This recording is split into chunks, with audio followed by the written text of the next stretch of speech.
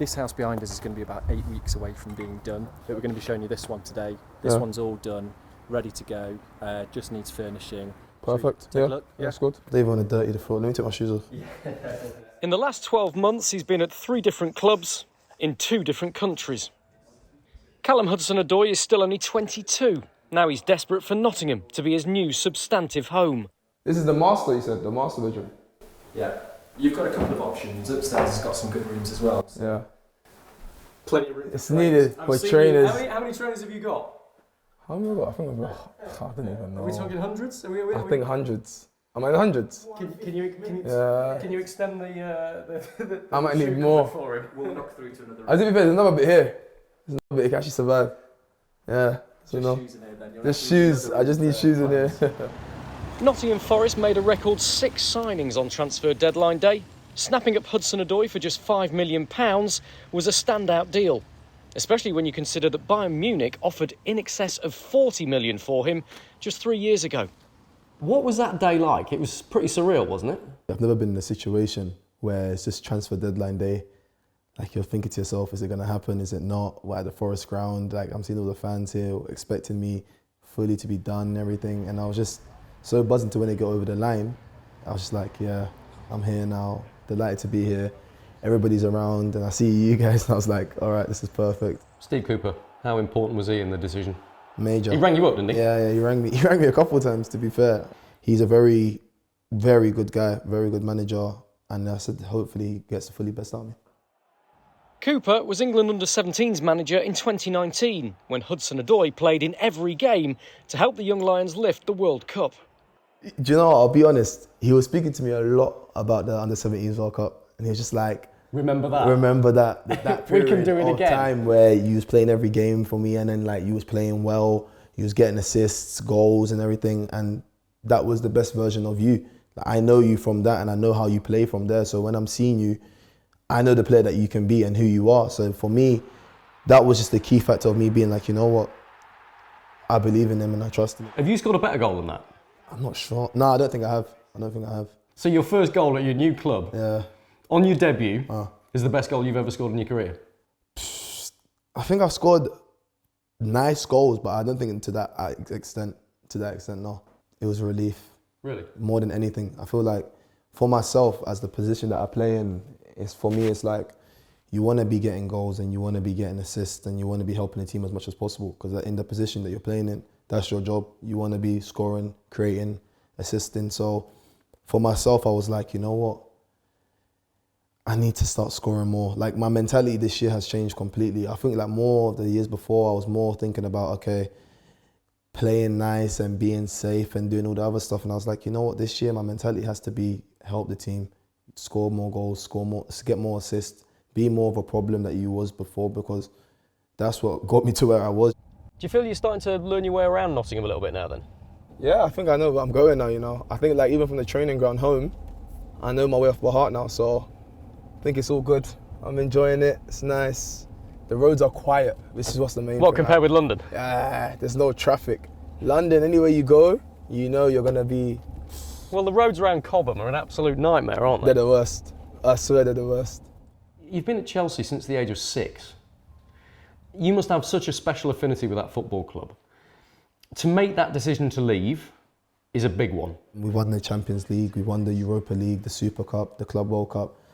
Like, there's so many competitions that we've won and it's been a nice feeling, do you know what I mean? But at the same time, it's like 126 games out of 22, it's crazy. I don't think a lot of people have the opportunity to do that or get that many games. So it was emotional at times knowing that, okay, it's time for me to go. But at the same time, it was an excitement to know that it's a new adventure for me. For now, he's living in a house that Forest have supplied before he finds his own place. Yeah, do you know what? I was in the Hilton Hotel for three weeks, actually. I was there for 3 weeks and then obviously I came here. So I was like, it's better. Do you know what I mean? Instead of being at the hotel where there's people there, they can see you coming in and out. I'd rather be somewhere you can call home. After bursting onto the scene as a teenager, the last few years have been tough for Hudson-Odoi.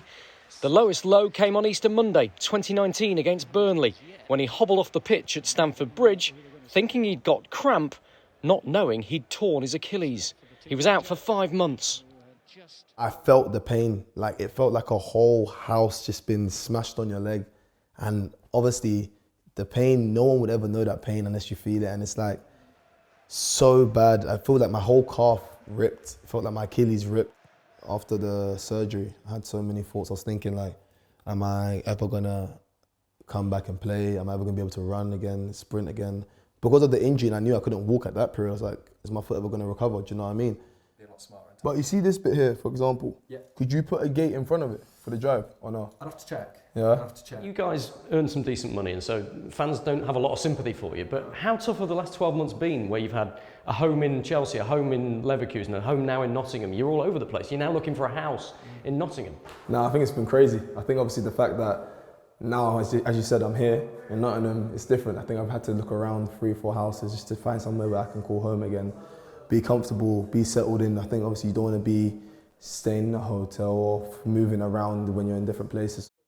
In between clubs, still recovering from serious injury, Hudson-Odoi had a tragedy in his personal life to overcome too.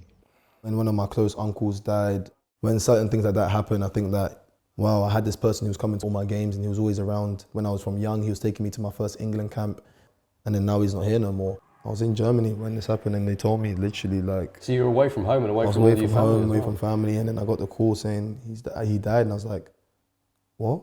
Like, we spoke to him literally a couple of days ago, and then now he's saying he's dead. And I think that to the fact of, like, I think he literally left the hospital a day before, and then the next day he just passed away. So yeah, it was crazy. I'm really sorry, Callum. No, it's all good. I think stuff like that has to not mature you, but makes you more stronger to know that you're doing certain things for a certain reason. Like, you want to make your family proud, you want to make yourself proud. Smooth up. Hey, Michael, that song's stuck in my head, you know? That Smooth Operator song. I don't know why. How hungry is Callum Hudson-Odoi now to remind everybody of the player he is? Because we haven't seen it for a couple of years, mate, let's be honest. Yeah. It's been a bit of a while where people have seen me be like who I am and be the player that I am and who I can be, and everyone's like, where's Cal gone? What's he doing? Like, how's things going with him? And I think to myself, back when I was 17, 18, everyone was talking about me and everything was going on and all the situation, and then it's like, okay, you're coming back into the scene now, you're back in the Premier League, everything's happening. So for myself, I'm beyond motivated, I'm beyond driven. I want to show everybody what I can do again, how the player I can be, and just give my best, do what I do, be confident, be creative on the ball, take risks. And as I said, just be the best player I can be the best version of myself. So hopefully we'll see that. What do you think of this place? It's nice. We've escaped the estate agent now, so come on. Yeah. Oh, actually, no. Is this got a chance?